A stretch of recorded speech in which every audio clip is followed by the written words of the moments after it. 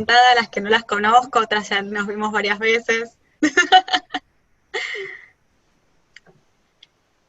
Bueno, ya estamos sobre la hora. ¿Les parece que empecemos o quieren...? Sí, vamos empezando y se van a ir incorporando seguramente a estar grabando Jerry, bárbaro, así nadie se pierde. Bueno, hoy vamos a hablar un poco sobre regencia, costumbres, modales, cómo era el día a día durante la época de Jane Austen, estos años que se extienden de 1795 a 1837, si bien el periodo de regencia concretamente, cuando se encontró no apto para gobernar a Jorge III y asume su hijo, el príncipe Jorge IV, comprende los años 1811 a 1820, pero por la serie de valores, costumbres y políticas que se mantuvieron durante la época, esta transición entre la era georgiana y victoriana se toma como periodo de regencia, si bien ya no había regente en cierta época. Dentro de lo que es la obra de Jane Austen, que toma lugar en este periodo, vamos a ver que es catalogada como un subgénero de lo que más tarde se denominó realismo literario. Fue acuñado en el siglo siguiente, pero aún así encontramos catalogada la obra de Austen en este género. Y como subgénero, vamos a ver que se desarrolla como una novela de modales, a novel of manners.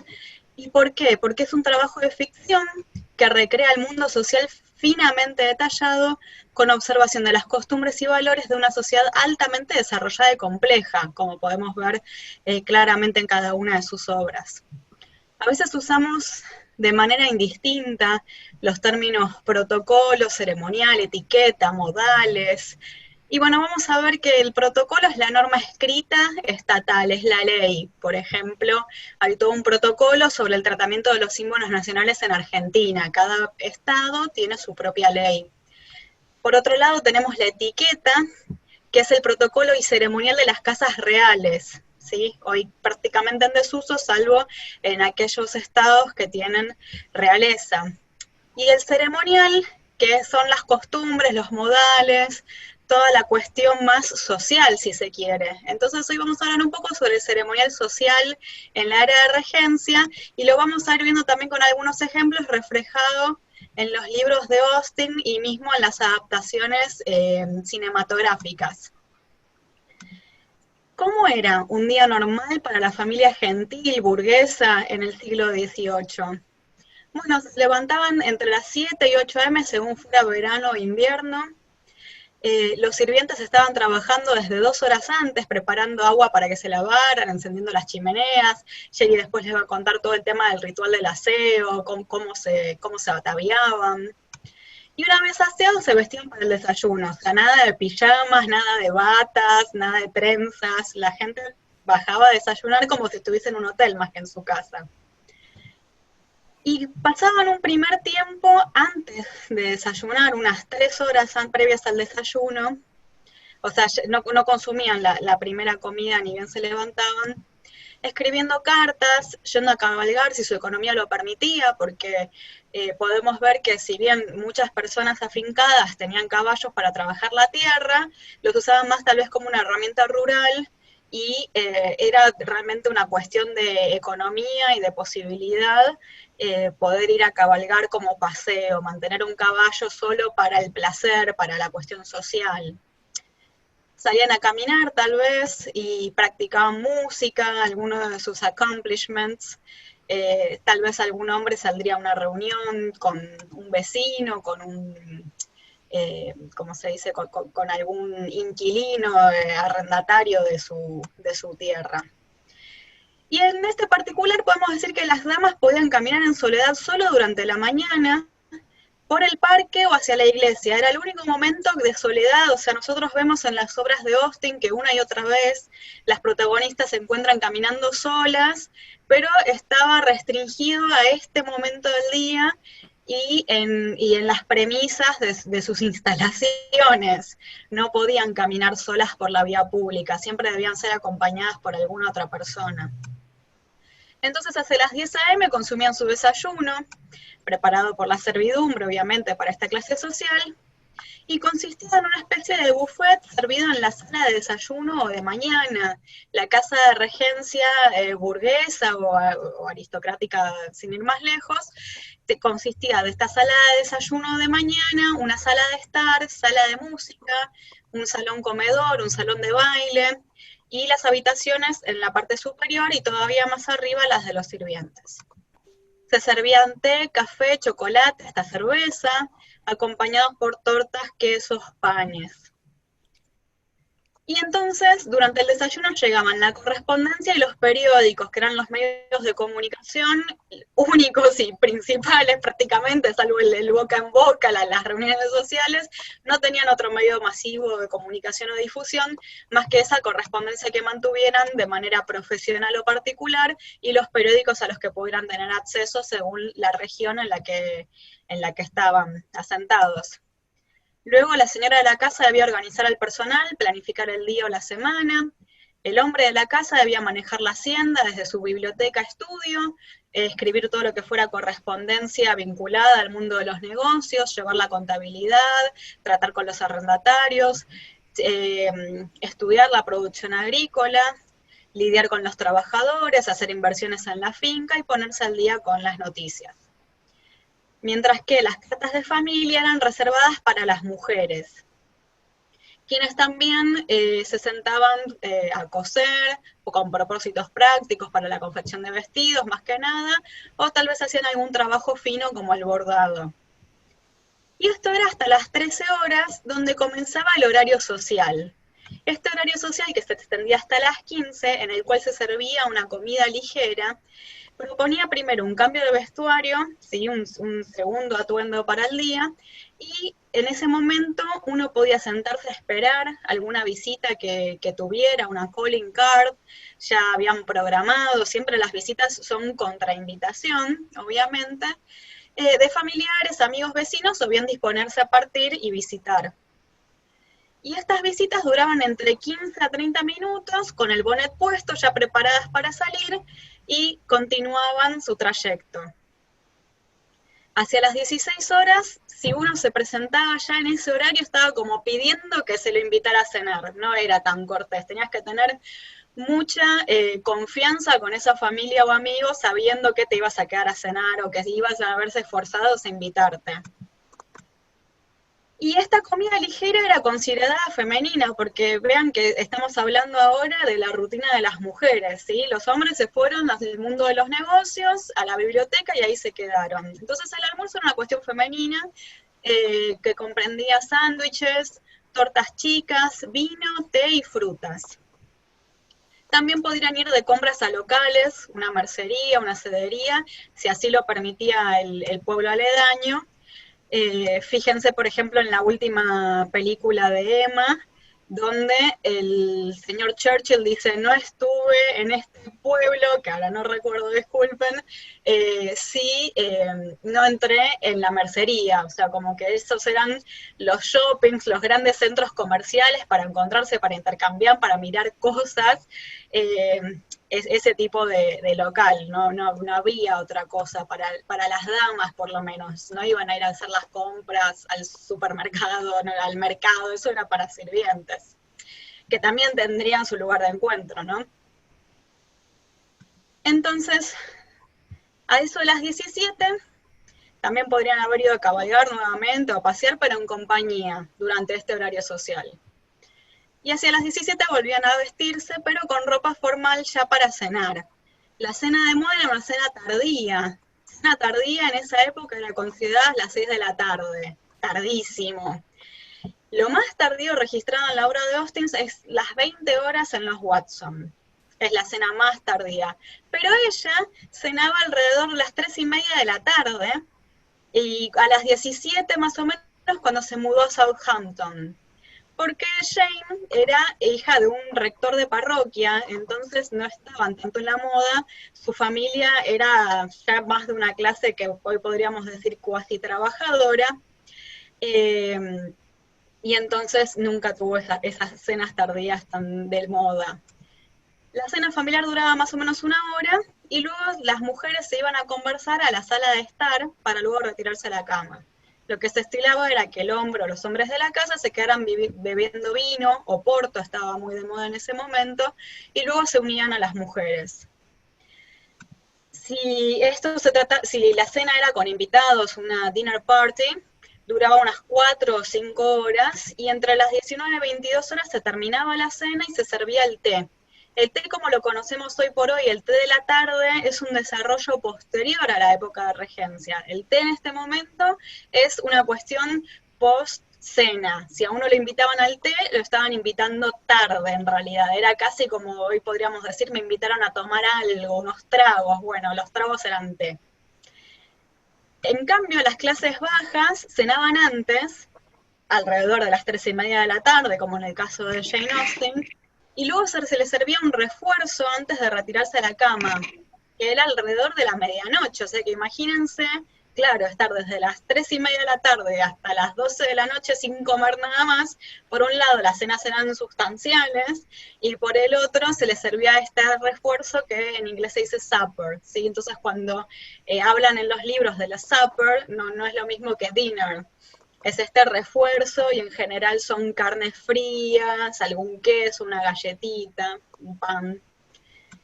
Y se disponían a la parte de entretenimiento de la velada, donde se podía leer poesía o tal vez novelas, e incluso en un sentido teatral, cada uno iba leyendo una parte de la obra, se jugaba las cartas, etcétera.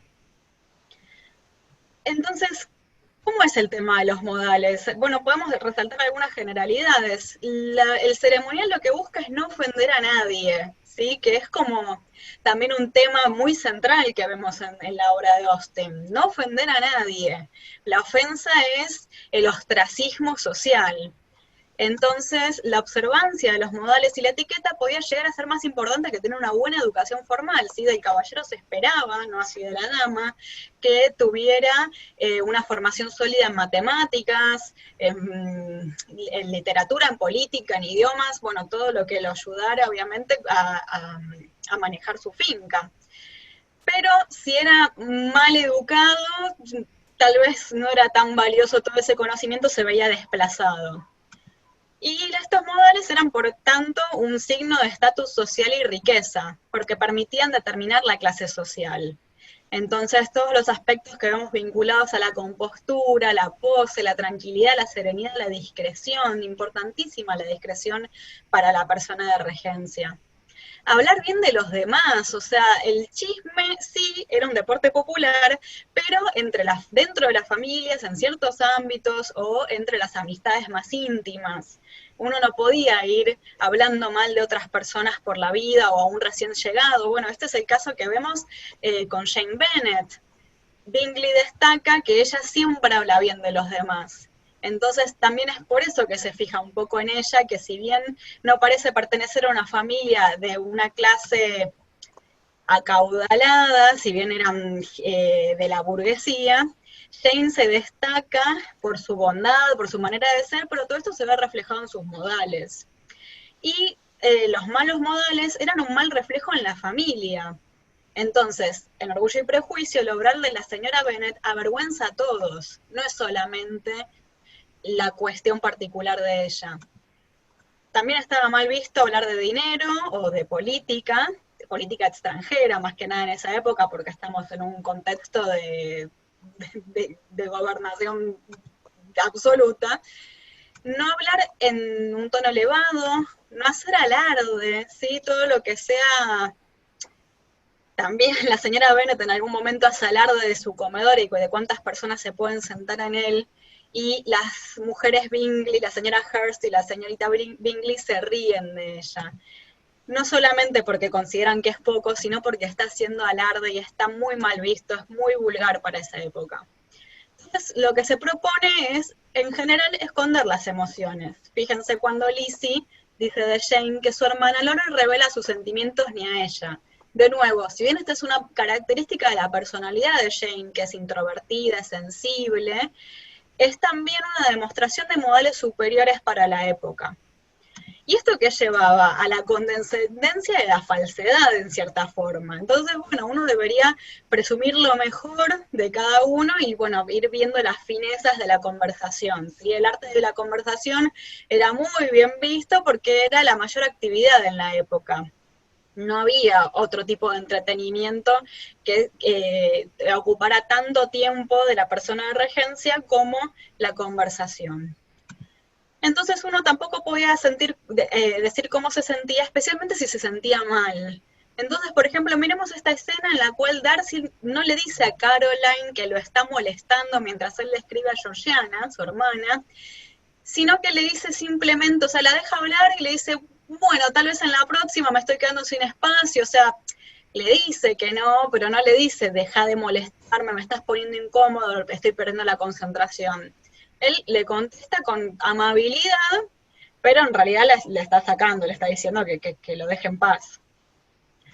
¿Y todo esto por qué? Porque, bueno, estamos en un contexto, una situación, esta sociedad patriarcal que propugna la necesidad de casarse, ¿sí? Esta cosa de que las novelas de Jane Austen están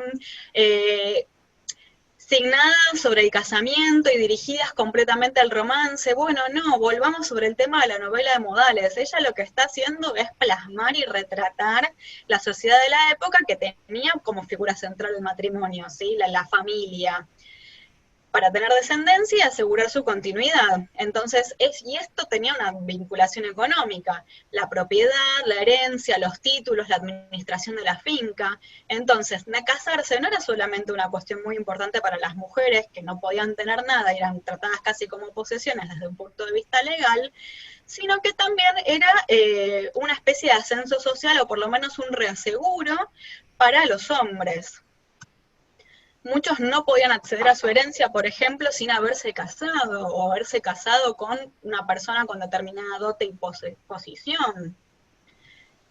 ¿Y qué sucedía entonces? Y bueno, los rituales de coqueteo y galantería eran llevados en público, porque no podían estar solos estas damas y caballeros. Entonces empieza esta noción de la dama y del caballero de regencia.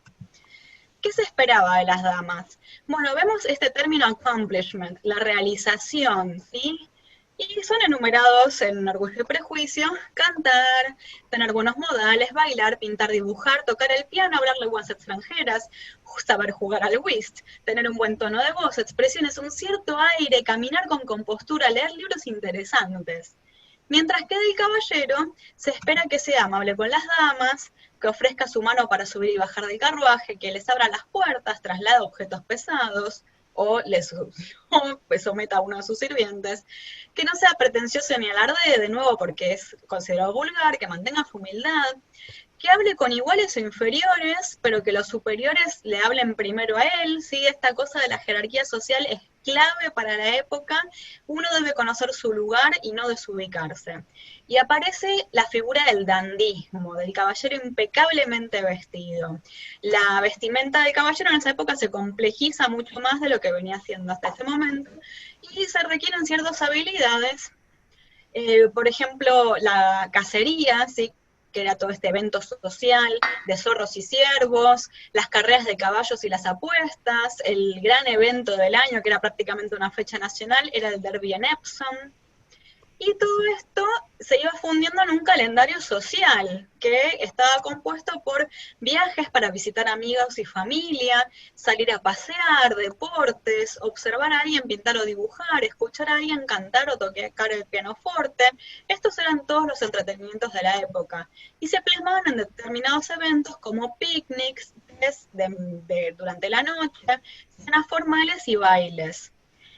Ser bueno socializando implicaba que a uno lo iban a seguir invitando, entonces también era fundamental mantener estos modales, porque si no uno iba a tener que retirarse de la sociedad.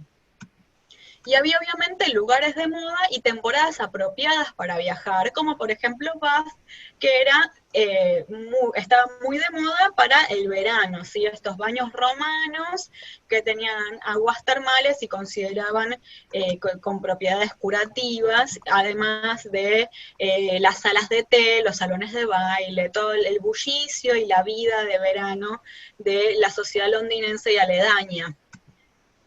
sobre todo en Londres o en otras grandes ciudades, tenían también teatros, music halls, donde se servían naranjas y cerveza, por raro que suene, entonces tenían como un olor muy particular.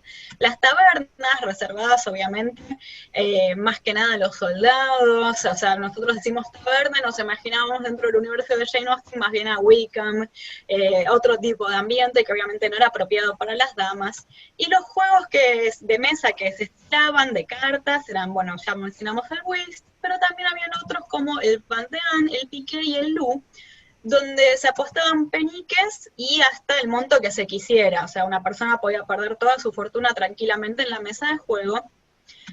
Y dentro de estos entretenimientos también podemos mencionar el boxeo, ¿sí? que surge como el evento con mayor número de espectadores registrados, sin guantes obviamente en esa época todavía, y registraron hasta 20.000 personas en eventos de boxeo.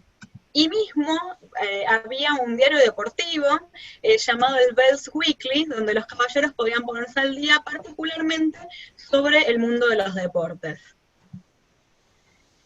Hasta acá, por favor, cualquier cosa me cortan o me comentan, yo más que encantada. Y ahora vayamos a algunas generalidades sobre estas costumbres, estos modales, cómo se plasmaban, cómo era la interacción social. Bueno, por un lado tenemos el saludo, ¿sí? Lo más fundamental, rudimentario de nuestra ceremonia social, que era la cortesía de parte de las damas y del caballero una reverencia. Estrechar la mano era una cuestión de intimidad. O sea, cuando un caballero le estrecha la mano a una dama es una cuestión de romance y una demostración de amor tremenda, o una demostración de mucha amistad entre las mujeres, o mismo los hombres. Si se cruzaban por la calle, o un lugar público, había una especie de reconocimiento a la distancia con una inclinación de cabeza o asentimiento. Y en un evento social, por ejemplo, entre desconocidos, alguien más, o sea, el maestro de ceremonias, el anfitrión o una amistad en común, debía hacer las presentaciones. Miremos, por ejemplo, el caso de Mr. Collins, que se presenta solo en un evento público con una persona de mayor jerarquía. O sea, miren todas las normas sociales que estaba rompiendo y que, claro, como era el primo, se refleja en toda la familia Bennet. Entonces volvemos para atrás con todo lo que ya venimos viendo. Miren todas las implicancias que tiene este evento que describe Austen. Siempre se presenta el caballero a la dama. Entonces, señorita tanto, tengo el placer de presentarle al señor tanto, ¿sí? Porque para el caballero es un honor ser presentado y es un placer conocerla. Lo mismo sucede cuando se presenta un inferior a un superior. Lord Darcy, tengo el placer de presentarle a Mr. Darcy, ¿sí? Es como que las presentaciones se dan así. Si se conocía un poco, al encontrarse por la calle una dama y un caballero, la mujer debía reconocerlo. Quien solo podía hacer un breve ademán con el sombrero, ¿sí? Sacarse el sombrero, y si la dama le habla, entonces, o le hacía alguna seña que quería hablarle, porque es ella la que debe invitarlo a él, no se la podía retener hablando en la calle. O sea, dos personas paradas en la calle hablando era como, no, tremendamente descortés. Entonces el caballero, esperando a su señal, la acompaña en el camino, ¿sí? Nunca se deja de caminar. También sucedía este tema de quién saluda primero, quién va primero a visitar, cómo es el tema con los vecinos. Fíjense que el señor Bennet va a visitar al señor Bingley en Netherfield cuando se mudan. O sea, se esperaba que los vecinos vinieran primero a visitar a uno y después recién uno tenía derecho a ir a visitarlos a sus casas. Otro tema de la época es la cuestión de los chaperones, porque sí, o sea, el hombre podría acompañar en la vía pública a la mujer durante unas cuadras, pero nunca podían estar solos, en privado. Entonces las damas solteras de menos de 30 siempre debían ser acompañadas por alguien, un miembro de la familia, un sirviente, una amiga. Y nunca dirigirse a alguien por su primer nombre, salvo en confianza y sin testigos. Observen, por ejemplo, que Elizabeth se dirige a Charlotte por su primer nombre, pero cuando habla de ella en presencia de otras personas es Miss Lucas. Y ¿Cómo sucede esto también, por ejemplo, en Emma, cuando la señora Elliot se refiere a su marido como Mr. E o caro esposo, o habla de Knightley, no en primera persona, pero no dice Mr. Knightley, dice Knightley. Es como que se está atribuyendo un derecho que realmente no le corresponde y pone a todos muy incómodos. ¿Y cómo es esto? Bueno, las parejas casadas, señor y señora por apellido. Por ejemplo, miremos el caso de los Dashwood, Mr. and Mrs. Dashwood. Miss Dashwood es Elinor, que es la mayor, así como Jane Bennet es Miss Bennet. Ahora, las siguientes hermanas son Miss Marianne Dashwood, Miss Elizabeth Bennet, etc. Un caballero siempre se saca el sombrero en presencia de una dama o en un evento, si hay caballeros mayores de edad, también debe, entrados en años, también debe sacarse el sombrero en presencia de ellos. Una dama jamás puede visitar sola a un caballero, salvo por una cuestión profesional o de negocios. Y ahora fíjense, por ejemplo, el tema cuando Marianne va a la casa de Willoughby, o sea, la deja en una posición súper comprometida.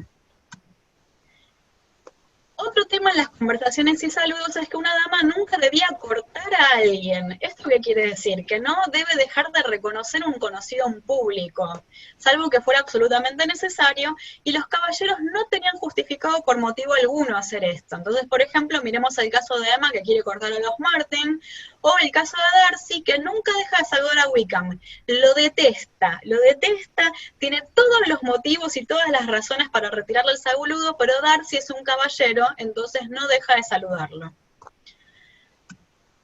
Uno debe siempre levantarse cuando alguien entra en la habitación, esto también lo vimos varias veces, siempre ofrecer disculpas, pedir permiso, digamos, para levantarse de la mesa o retirarse de una conversación.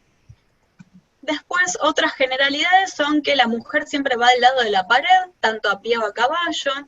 La mujer debe subir las escaleras después que el hombre y bajar antes, ¿sí? Que es un concepto inverso al que tenemos en la actualidad, porque en la actualidad nosotros pensamos que la caballerosidad en realidad pasa más por la seguridad de la mujer y no tanto por la estética, digamos, ¿sí? Entonces, claro, en la regencia no era propio que un hombre subiera las escaleras detrás de una mujer, porque en realidad, a ver, por las faldas tan largas no tenía la posibilidad de ver nada, pero era como que lo dejaba en una posición de observar a la mujer en sí, que no estaba bien visto.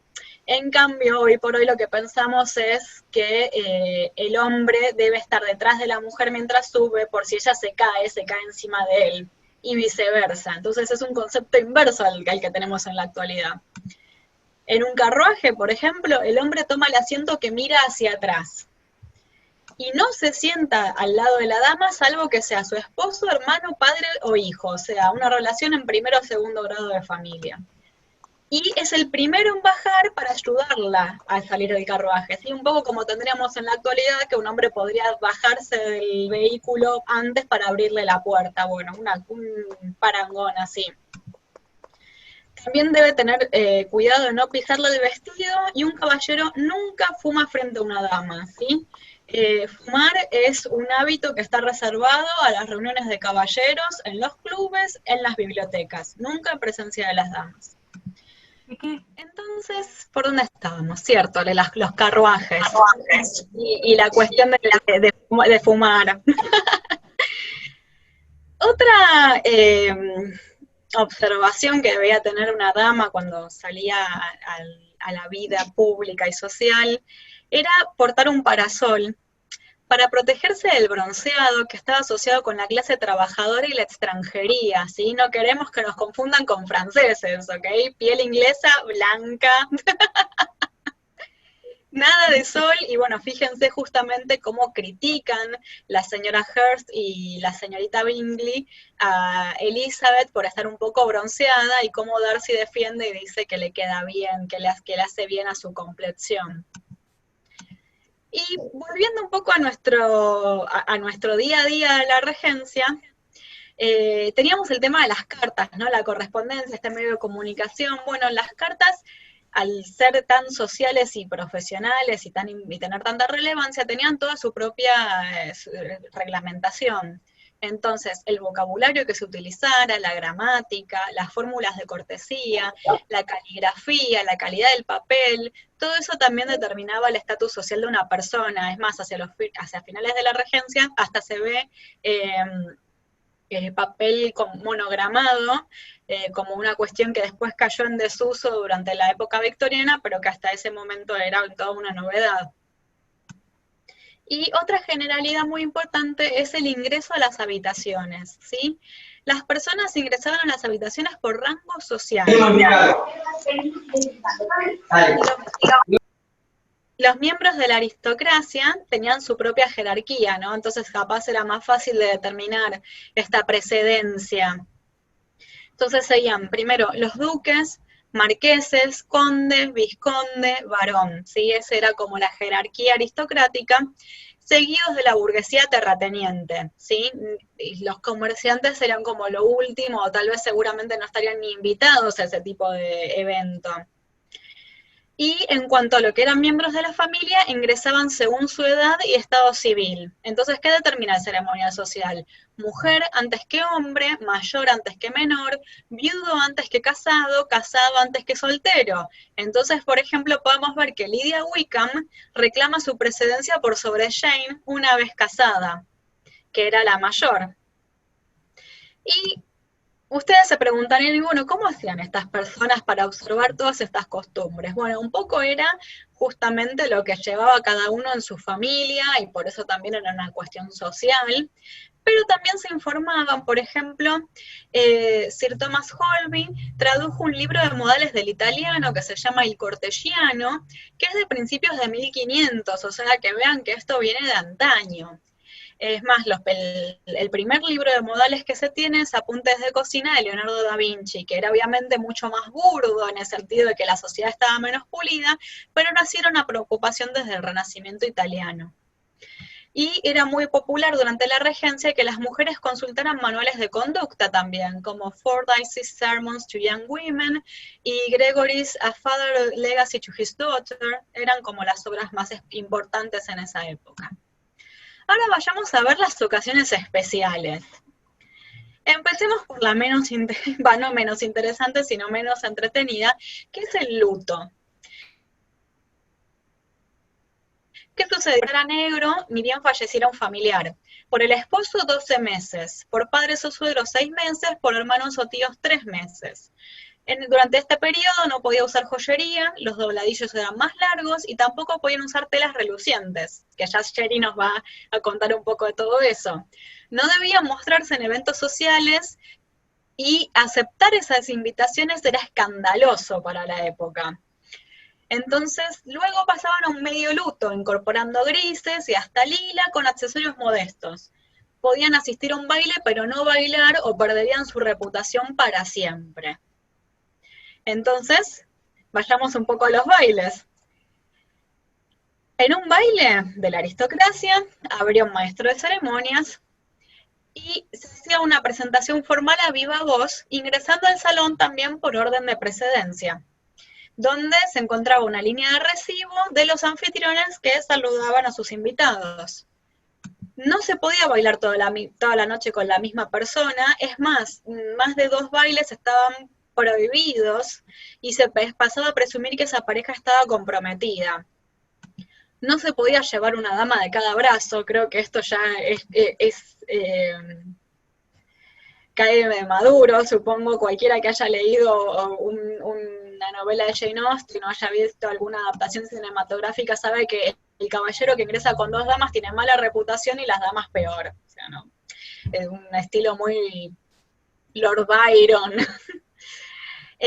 Había figuras de baile muy estrictas para seguir, ¿sí? Nada de vals, nada de tocarse, ni de agarrarse con la pareja, lo cual se denominaba contredance, que es un baile folclórico formado por largas filas de parejas que iban siguiendo la misma las mismas figuras, ¿no? Tienen orígenes mixtos en la danza country inglesa y la danza country escocesa, con un poco de estilo de danza francesa del siglo XVII, ¿sí? Este tipo de baile popular podría ser, por ejemplo, un cotillion o un reel.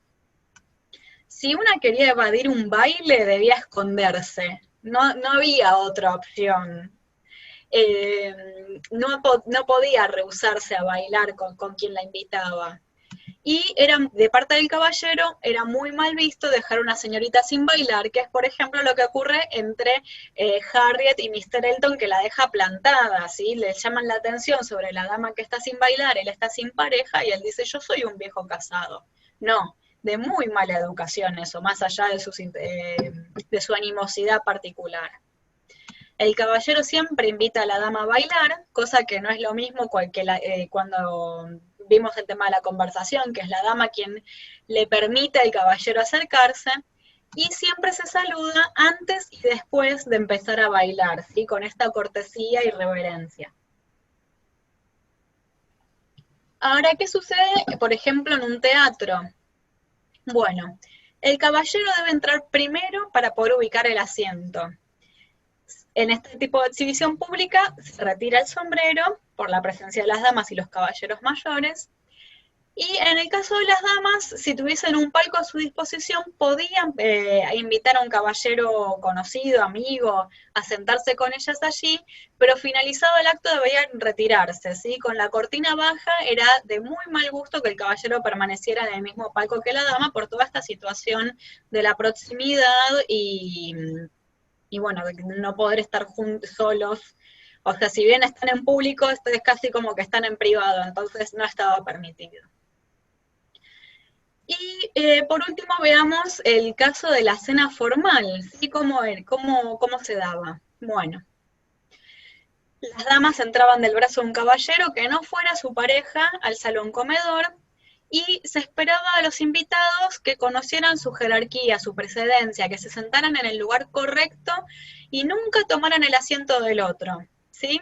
Hay un orden de precedencia en el cual uno debe conocer su rango y por eso los anfitriones entraban últimos, confiados de que sus invitados supieran dónde sentarse. Esta cena comenzaba con la señora de la casa, quien le solicitaba a la mujer de mayor rango que, acompañada, se guiara al resto de la comitiva hacia el salón comedor. Y siempre, obviamente, estaba todo servido antes de que ingresaran a esta sala, con los anfitriones como los últimos. Está prohibido chismear durante la cena, entonces los temas de conversación permitidos se circunscriben a ponderar la comida, hablar del clima y de negocios, pero no de dinero, que son temas distintos. En cuanto al servicio, bueno, obviamente habría servidumbre, pero si no hubiera disponible, el anfitrión y las mujeres no tenían permitido cortar la carne, sino que el caballero más cercano debía servir a las mujeres a su alrededor. Bajo ninguna circunstancia podría arrojarse algún elemento ni estirarse para alcanzar algo, sino que se debía solicitar y esperar que la persona más cercana o la servidumbre lo alcanzara. En cuanto a la organización de la mesa, vamos a ver que había centros de mesa de plata, ¿sí? Candelabros de plata y centros de mesa con frutas y postres, donde ya estaba exhibido el final de la cena, ¿sí? Era como un poco de exhibición del postre y un poco para la ornamentación, ¿sí? Todos los platos eran tremendamente ornamentados y glaseados, las carnes eran servidas en su carcasa con forma de animal, probablemente tal vez hasta fueran producto de la cacería del día. Y también se utilizaba mucho gelatina para decorar, por ejemplo, había un plato muy sofisticado que emulaba una laguna de pescado, entonces se hacía como una especie de capa transparente que era como un laguito para el pescado. Y tenían todos estos juegos así de frutas glaseadas, de carcasas de azúcar, y bueno, todo entraba por los ojos realmente, una presentación muy elaborada y cosas que emulaban ser algo, pero en realidad no lo eran, como un plato salado que en realidad fuera dulce. En general había 2 tiempos de unos 25 platos, donde se servían muchos vegetales salteados en manteca. Y esto era obviamente después muy complicado para lavar, porque al usar tanta gelatina y tener platos tan grasosos, imagínense que en esa época los productos de limpieza actuales ni se imaginaban, pero a la vez había que conservar la plata y la porcelana, que eran materiales muy delicados, así que los sirvientes se convertían en verdaderos curadores de toda esa vajilla. Y una curiosidad en cuanto a esto de los centros de mesa es que las flores y el cristal son una novedad posterior a la Revolución Francesa, así todo lo que sea periodo de regencia vamos a ver frutas y plata.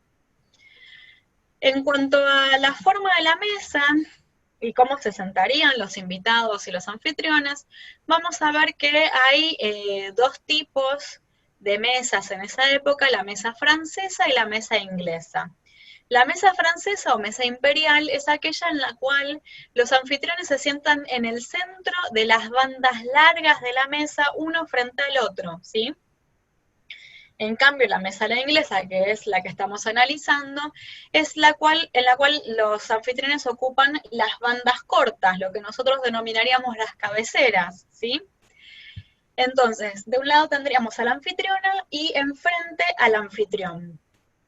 Y los invitados se alternarían hombre-mujer para facilitar que las damas sean atendidas y para incentivar la conversación, con otra regla que es la del descanso matrimonial. ¿Sí? Las parejas casadas no se sientan juntas. Fíjense que Lady Catherine de Bourgh le llama la atención en Orgullo y Prejuicio de 2005 al señor Collins por sentarse junto a su mujer. Está prohibido. Estas cenas comenzaban con un tazón de sopa que siempre debía beberse. Es más, si una dama no tuviera hambre, era creído más cortés que jugara con la comida y la desparramara por el plato que la dejara intacta, si era como un desprecio hacia sus anfitriones. Y el bocado perfecto consistía de tomar un elemento de cada comida servida en el plato, ¿sí? Entonces, por ejemplo, tal vez teníamos un pedacito de carne con un pedacito de papa con una arveja. Entonces, esa combinación era la combinación más elegante que podía hacer la dama en la mesa. El caballero o el sirviente nunca debía servir demasiado a la dama, ni ésta comer mucho. O sea, si no tenía hambre, tenía que hacer como que comía, pero tampoco podía comer mucho. Y la sopa se servía por el costado de la cuchara, obviamente sin hacer el menor ruido. Las damas bebían vino, no hay ninguna regla de la época que diga que las mujeres no deben beber alcohol, pero no podían pedirlo, sino que debían esperar a que se los ofreciera un caballero, y debían controlarse obviamente para que no se dijera que bebían como hombre. Así que bueno, esto es un poco de la vida de las personas durante la regencia. Espero que les haya gustado. Me gustaría escuchar sus comentarios. No sé si tienen alguna pregunta, alguna observación o algo que les haya recordado alguna parte de las obras de Jane o de sus adaptaciones cinematográficas.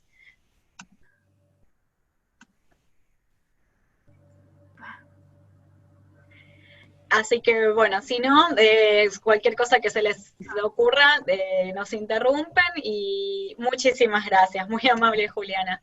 Y, y bueno, entonces la dejo a Yeri a cargo del resto de la jornada. Bueno, gracias Vicky. Muchas gracias. Bueno, vuelvo a repetir el tema de si se corta, ya saben, porque voy a tratar de explicarme y cualquier duda que tengan, las charlamos una vez que terminemos el PowerPoint.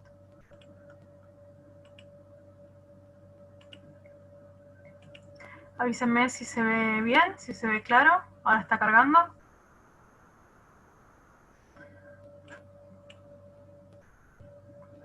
Háganme un gestito por si no les escucho, ¿se ve bien? Bueno, comenzamos.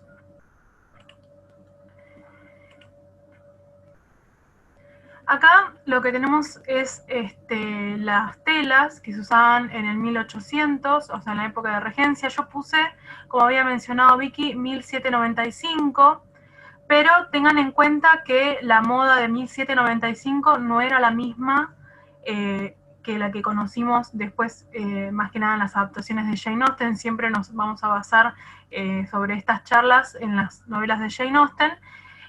Voy a mostrar un poco después cómo eran. Era una silueta un poco más redondeada, el corte del busto era más bajo, porque era más similar a los que eran los vestidos del 1700. Más o menos, como para que se den una idea, eran similares más a la silueta del vestido de la señora Bennet en el 2005. Y acá se mencionan algodón, sedas, lanas, muselina y terciopelo. ¿Qué es lo que pasa cuando queremos ahora, en la actualidad, hacer un vestido con esas telas? Prácticamente no existen o son súper costosas. Lo que se hace es reemplazarlas. Pero bueno, al respecto vamos a hablar después. Más o menos les voy a decir que si la idea de ustedes es hacer un vestido a partir de esta charla, no se pongan muy en detalle con ese tema. O sea, telas de puro algodón es muy difícil, es muy costoso, son muy difíciles de mantener. Así que esto es una cuestión histórica. Así que respecto a la modernización vamos a hablar después del PowerPoint. Acá tenemos lo que serían los estampados. Estos estampados son los que están mal porque son más del finales del siglo XIX, y acá yo menciono el tema de reciclar la ropa del siglo XVIII. ¿Por qué?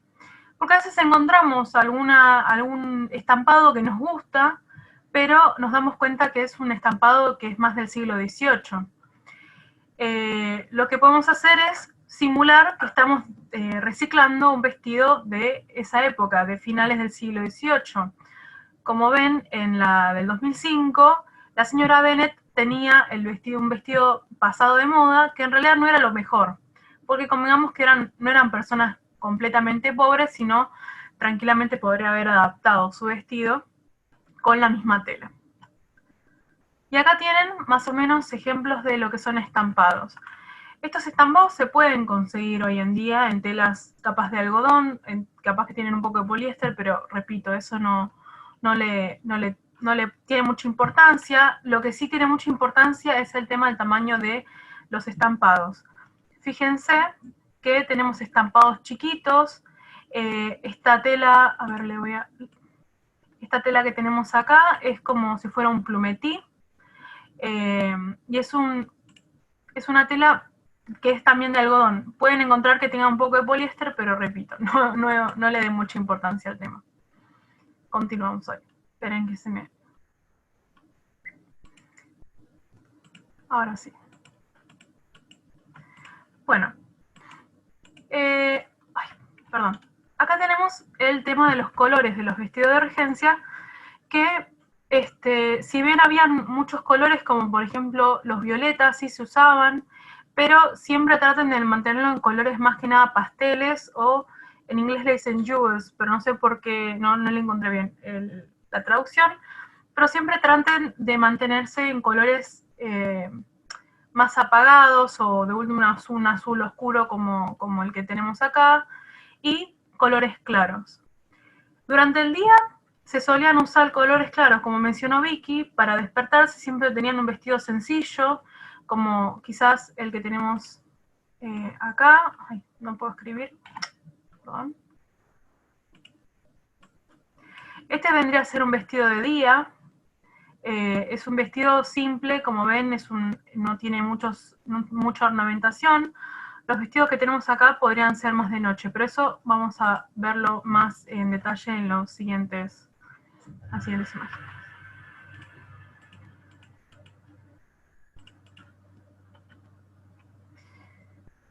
Lo que tenemos acá es cómo se cerraban los vestidos de regencia. El vestido naranja es un vestido que le dicen babero, porque justamente se cierra todo del lado de enfrente, y es un poco capaz complicado para hacer, porque no es algo que se suele ver en la moda actual, pero es algo cómodo para abrocharse, porque no todas las mujeres tenían a alguien que las ayude a vestirse, y así como vemos también a finales del siglo XIX, la mayoría de las blusas se abrochaban atrás, porque se tenía en cuenta que la mujer siempre tenía una dama que la ayudaba a vestirse. En este caso es un vestido claramente de una clase trabajadora o de campo, como la familia Bennett, y por eso justamente tenía esta facilidad de abrocharse en el lado de enfrente. También se abrochaban con botones, que solían ser forrados, y con cintas, como si fuera corsetado. Como ven, a veces quedan un poco abiertos, pero nunca se veía la piel porque siempre teníamos por debajo las enaguas, el corpiño de regencia, que vendría a ser como un corset, pero no es, vamos a verlo bien en detalle, que no es un corset como lo conocemos de la época victoriana. Y acá tenemos un poco de lo que son los diseños de mangas. Podían ser rectas, podían ser apullonadas. Generalmente las mangas largas se reservaban para el día, nunca iban a ver una mujer con mangas largas en un baile, quizás mangas 3/4, pero nunca que se cubra la totalidad del brazo. Y acá podemos ver varios diseños de lo que es un vestido de día. Este era un vestido ya que era para el resto del día, una vez que pasaba la 1 de la tarde, este cambio de ropa que sugería Vicky, que nos comentaba Vicky. Tenemos estos vestidos. Como ven, son un poco más arreglados, no son tan simples como el vestido que tenían al levantarse. Y volvemos a ver lo de los estampados. Son estampados muy pequeños, nunca van a encontrar unas rosas gigantes porque eso no era de la época. Y también telas rayadas. Yo lo que recomiendo cuando quieran averiguar sobre un estampado, siempre busquen fotografías de museos. ¿Por qué? Porque a veces las personas pueden hacer un vestido que no sea exactamente históricamente correcto, o sea, una inspiración de un vestido de regencia, y puedan comerse el chasco de hacer un vestido con una tela, más que nada con un estampado que no sea de la época.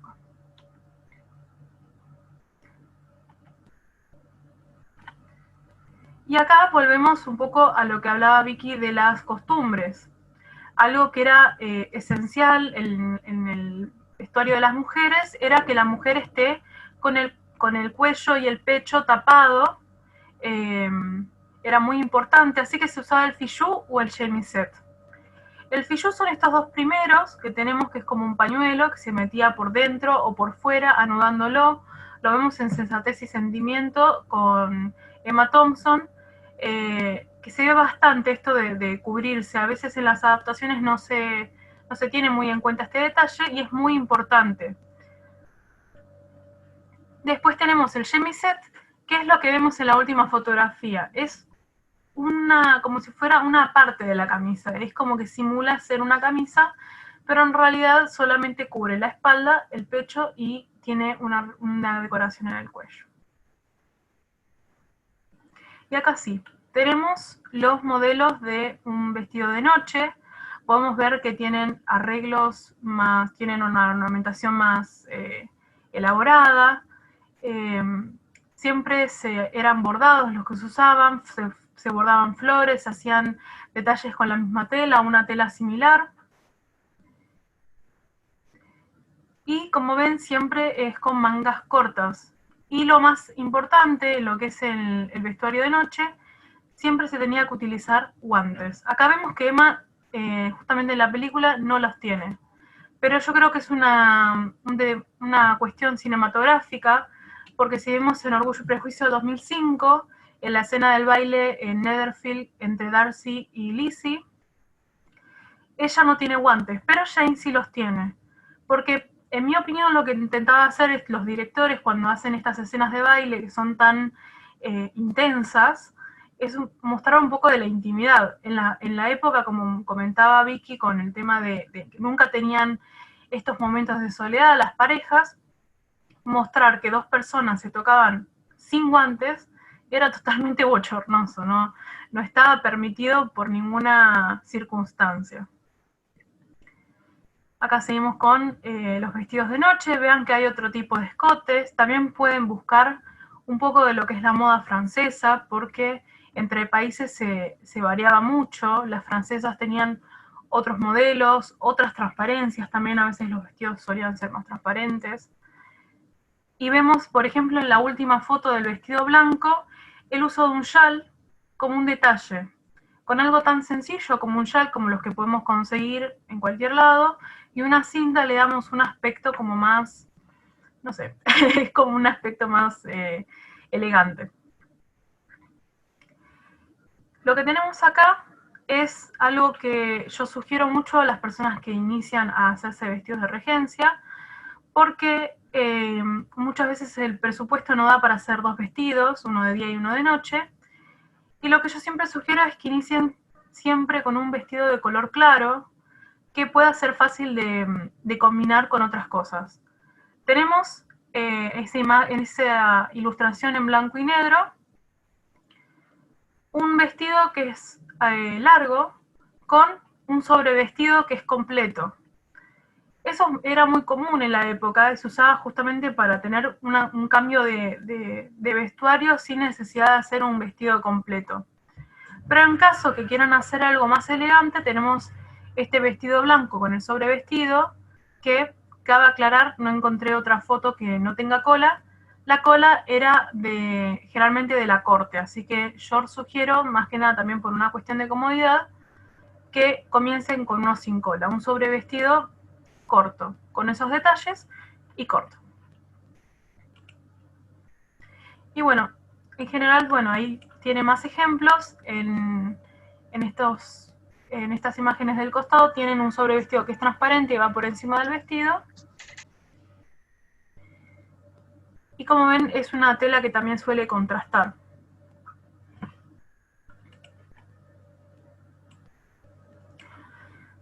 Y ahora vamos con el tema del abrigo.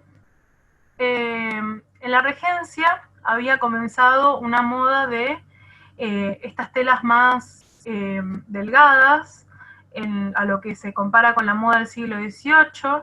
Incluso se decía, pero eso es un mito, de que las mujeres mojaban sus muselinas para que parezca que están más pegadas al cuerpo. Eso no era verdad, pero lo que sí era verdad es que existió lo que se le llamó la fiebre de la muselina. Porque bueno, para ir a un baile era muy raro que se abriguen, porque repito el tema de que solamente usaban los guantes con un vestido corto, así que, de mangas cortas, así que imagínense un vestido de muselina, que es un algodón muy finito, en pleno invierno era una receta para el desastre y para una enfermedad. Y teniendo en cuenta que en esa época una gripe no era lo mismo que ahora, era algo bastante complicado. Pero tenían abrigos para lo que es salir, para un baile no, para salir. Y tenemos acá ejemplos de lo que es el Spencer Jacket, que es una chaqueta que tiene el mismo corte que el vestido. Es básicamente el mismo modelo de la parte de arriba del vestido, con mangas largas, y bueno, acá tenemos diferentes estilos, con más ornamentación, menos ornamentación.